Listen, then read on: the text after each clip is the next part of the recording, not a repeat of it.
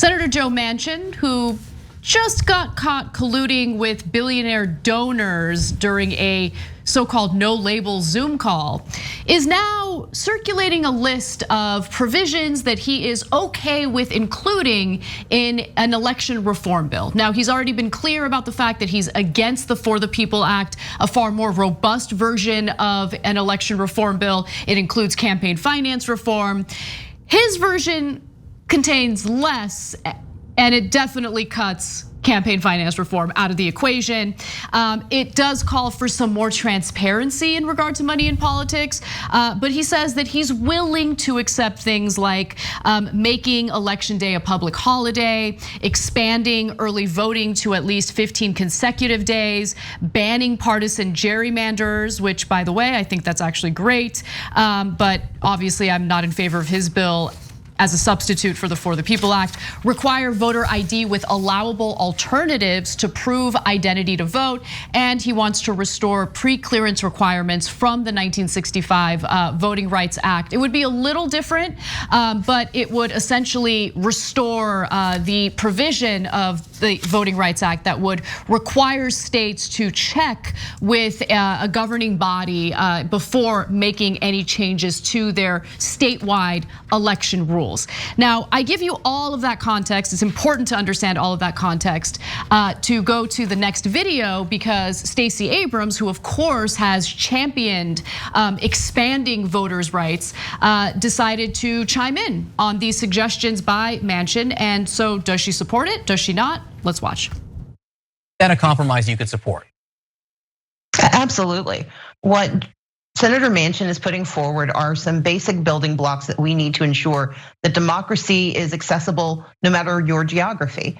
And those provisions that he is setting forth are strong ones that will create a level playing field, will create standards that do not vary from state to state, and I think will ensure that every American has improved access to the right to vote, despite the onslaught of state legislation seeking to restrict access to the right to vote.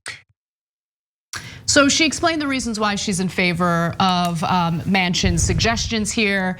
Obviously, again, there's a big difference between what Manchin is proposing and what the For the People Act would include. For the People Act would have actual public financing of elections and reforming campaign finance laws. Yeah, so this is not an easy issue because, look, on the one hand, we told you that they were going to take the corruption parts out. Actually, that's quite literal. So I want to make that clear to all of you first, and then we'll talk about the nuance of this bill, okay? What was kept in, as Anna pointed out, what the most important part that's left out, and what are the ramifications of that. But first, I want to show you a clip that we had on March of this show. I'm going to pull a Biden here and then lean in and go, guys, this is serious. But like, really, seriously, this isn't about bragging about getting a prediction right. Anybody who's watched the Young Turks knows I know how to do that, right? I'm not shy about doing that. This isn't that. This is so that you can understand how predictable politics is. All you have to do is follow the money. So listen to what we said back in March about what they were going to do to HR 1, which is For the People Act. And it's, well, as you'll see, it's identical to what happened. Let's watch. All right, now the prediction. Here's what they're gonna do. They're gonna use the Republicans, and if they need to, Manchin, Sinema, etc., as an excuse to take out all of the great anti-corruption measures in HR 1. What they'll do is they'll strip out every part of the anti-corruption measures, and then all that will be left is the half that Pelosi and Biden and the rest of the Democrats really love. That's the part where we increase voting. I love it too. And it's not because I'm voting Democrat these days. It's because I want more people to vote. That is clearly the correct policy initiative. I like HR 1 completely. But the reason Democrats are gonna keep that is because they wanna win elections. And that if more people vote, Democrats have a better chance of winning. That's why every Republican is opposed to it. That's why half of this bill is a near must pass for Democrats. So my prediction is they'll strip out the anti-corruption part, they'll keep the other half, and after they're done eviscerating the best parts of the bill, then they'll find a way to pass it. And here we are, a little over 3 months later, and that's exactly what's happened. So with Stacey Abrams saying that she's okay with Manchin's compromise. She speaks for the Democratic Party on voting rights issues. That means it's over. That's what they're gonna do, okay? So now there's, it'll be very hard to mount a progressive challenge to this. We could push for it, we will push for it. In fact, I'll tell you how we're gonna push for it in a second. But at the end of the day, this is now pretty much set in stone. And why did we know ahead of time that they were gonna take out the anti-corruption parts? Because we followed the money.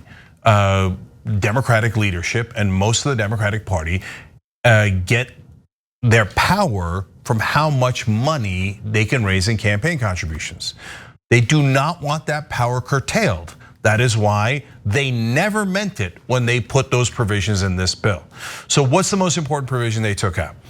Matching funds. So wait a minute, that doesn't curtail whether it's Charles Koch or George Soros or the Mercers or anybody from putting money in. They can still do that because of Supreme Court decisions. All it said was we're going to empower the grassroots with matching funds to also be able to put in money to even the playing field a little bit. And corrupt corporate Democrats like Joe Manchin don't want the playing field evened.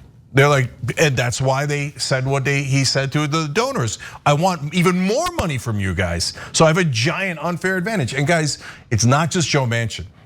It's the overwhelming majority of the Democratic Party. Joe Biden's totally in favor of this. Nancy Pelosi and Chuck Schumer were never gonna pass those matching funds. So now, on the other hand, because we do nuance and because we care about facts and getting things right, man, ending gerrymandering is hugely important. Expanding voting days and automatic registration are hugely important. By the way, the Disclose Act is still in there. Like, that's the one on transparency. I'm surprised that somebody hasn't tried to take it out yet, but it is still in there. The fact that the Disclose Act is still in there probably tilts the balance for me into a yes vote, but I care what you guys think and I'm curious what you guys think. And so we got a poll up on it on tyt.com/polls. So should they vote yes? Should progressives in Congress vote yes or no on this compromise version? But here's my, just real quick, my Anna, last thing is that, so make sure you check that out. And you can see it's under voting rights compromise. So it's not to say, oh, okay, you vote yes and then you're done with it. No, here's a simple ask of progressives. Okay, whatever is stripped out, our condition for voting yes is that we vote on this in the House and the Senate. Why? Is it gonna, matching funds going to pass and some degree of public financing going to pass? No, but I wanna see who the corrupt Democrats are, period. Don't let them hide. Don't say, oh, we already did it. It was already a compromise. We're not gonna vote on the rest. They always do like vague promises. Oh yeah, I mean, you could bring up the rest later. Really? Okay, great. Give me a solid promise that Schumer and Pelosi are gonna introduce as standalone bills and we're gonna vote within the month. I know we're not gonna win. I just wanna see who your corrupt colleagues are. That's why they'll never do it. They'll never let you see who the corrupt guys are. I wanna be clear in that this conversation is, I guess, fun to have. I get like an exercise in what we would prefer to do, right? So that's fine, but it's a moot conversation.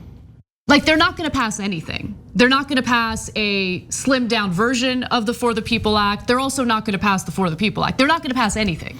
Well, no, I don't know about that. So here's how are they gonna do it? Through reconciliation? They can't do that. No, I know. Here's where the rubber hits the road, right? So Anna's very right to point out, of course, it's gonna get filibustered by the Republicans. It's not like you're gonna find 10 Republicans to agree to this. They're like, more people voting, ugh. Including black people? No way, we're way out, right? And you're gonna end our advantage, unfair advantage in gerrymandering. There's no way that you're gonna get any Republicans to agree to that. And 10 is an absolute impossibility, right? So, and it's not a budget bill, so you can't do reconciliation. The parliamentarian, the most powerful force on earth, will say no, right? It's not even close. Okay, so what are they gonna do? No, this means Manchin is now thinking of ending the filibuster. Okay, if he says, all right, this is my compromise, let's do it. Oh, golly gee, we couldn't get 10 Republicans. Well, I'm still against the filibuster, so we vote no. That means Joe Manchin's a massive liar. And honestly, the rest of the Democratic Party are suckers in playing along with their game. If that happens, we'll call it out instantly. But to me, Manchin's not going down this far if he's not going to consider ending the filibuster. But that doesn't mean it's over either, by the way. Sinema can still say, nope. Oh, I'm for the People Act, but I'm against killing the filibuster.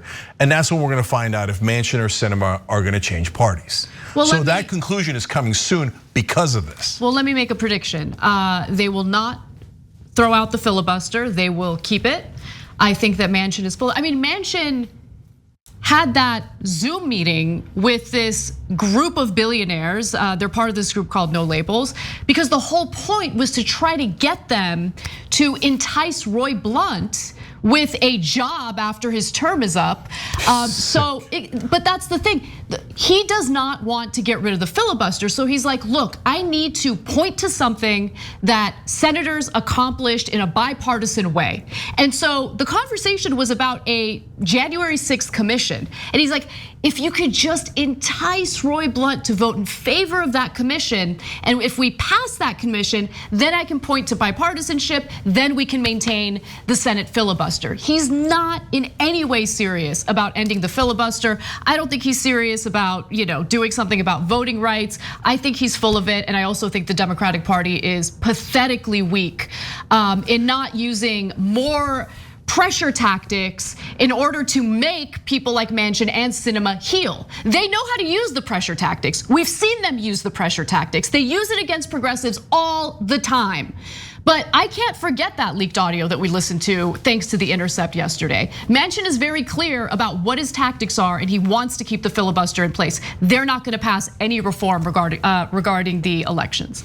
So look, Manchin now has some heat on him because of that leak call. And you can see there, he's kind of toying around with the donors saying, hey, I'm gonna be in a really tough spot with the filibuster if you can't move any of your Republicans. And think about that. He's not talking to the Republican about ideas or debates or policy.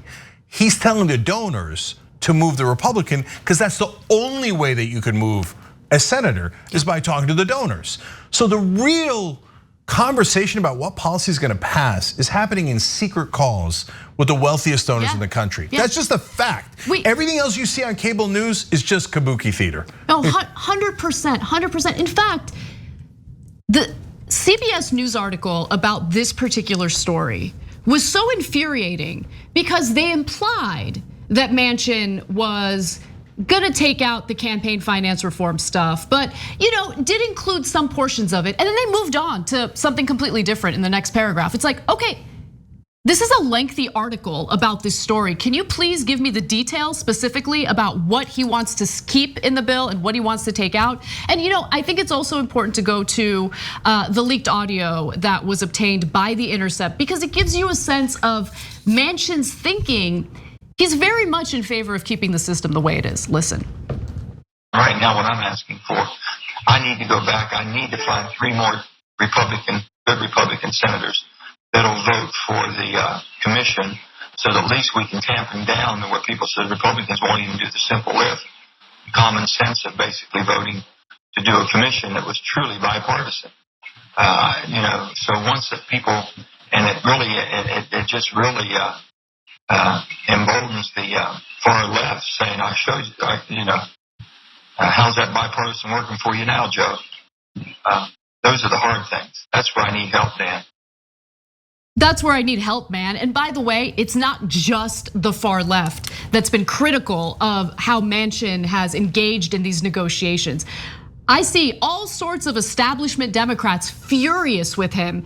And now we know exactly what his thinking is. He's not really doing things with this notion that bipartisanship can be accomplished. He knows it. He knows it so well that he takes this meeting with billionaires and tries to convince them to entice a Republican lawmaker to vote yes on a commission to investigate what happened in the Capitol. And by the way, part of the point that he's making there is, guys, this doesn't cost you any money. This one's a freebie, right. The January 6th commission, right? So do the January 6th commission, so we can preserve the filibuster, which actually saves you tons and tons of money. That way, the progressives can't do $15 minimum wage. They can't do any of the healthcare expansion, the Green New Deal. They can't do any of that. So don't be knuckleheads, bribe the Republicans in the right way. He tells them openly, brazenly, obviously not publicly. But after that, how do you take, as a journalist, how do you take anything Joe Manchin says seriously, as if he's doing it based on his ideas and principles? Here he is talking to his bosses, right? Yeah. And those are the people that run the country. That's just a fact. And I'm tired of the mainstream media lying to you guys. But look, those, by the way, all those groups, no labels. Yeah, there's no labels because you don't care if they're Republicans or Democrats, you buy them either way. Third way, the third way is money. All these groups are garbage. They're all led by incredibly wealthy donors that want a very specific policy proposals, tax cuts for the rich, etc. So look, last thing on this is, if Democrats can't even pass voting rights, which directly affects their power, forget policy, please put aside naivete. Like if you said, this is something that Democrats actually morally care about. Please, I'm begging you, don't, please, that's ridiculous, okay? But this affects their power. They might lose their power if they don't have further voting rights, right? And so if they can't pass this, at least we have one, and once they strip out the anti-corruption parts, we have one part of the answer, which is it's not just corruption for the Democratic Party. It is that they are actually incompetent. The answer is both, right? But this would be the height of incompetence if they can't at least pass half of For the People Act. Thanks for watching The Young Turks, really appreciate it. Another way to show support is through YouTube memberships. You'll get to interact with us more. There's live chat emojis, badges. You've got emojis of me, Anna, John, JR, so those are super fun. But you also get playback of our exclusive member-only shows and specials right after they air. So all of that, all you gotta do is click that join button right underneath the video. Thank you.